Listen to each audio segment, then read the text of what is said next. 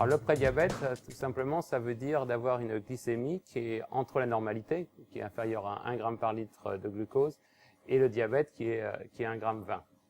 Et donc on a une zone grise et on ne sait pas, quand on a ce genre de glycémie, ce qu'on va devenir. Et il y a une vingtaine d'années, on appelait ça prédiabète, puis ensuite on a pensé que c'était un peu discriminant et qu'il fallait appeler ça par un autre nom, et maintenant on est en train de revenir au mot prédiabète. Pourquoi? Parce qu'on a suivi les gens pendant une vingtaine d'années et on s'est aperçu de deux choses. La première, c'est que si ces personnes faisaient du sport, mangeaient correctement, on arrivait à diminuer de 50% le risque de devenir diabétique. La deuxième chose, c'était que quand on regardait à très très long terme, la plus grande partie de ces personnes, même celles qui avaient fait attention, au bout de 20 ans, devenaient diabétiques. Donc le terme de prédiabète, et là, c'est probablement un terme qui est bon.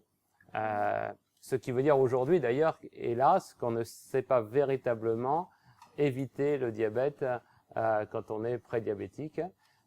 Les recommandations de bon sens, qui est de moins manger, de faire du sport, permet de reculer le moment fatidique où on est diabétique, mais ne permet pas complètement de l'éviter. Pourquoi? Parce que probablement, dès qu'on a une glycémie un petit peu anormale, ça veut dire qu'on a un diabète à minima et que l'évolution est hélas pas inéluctable, mais très probable.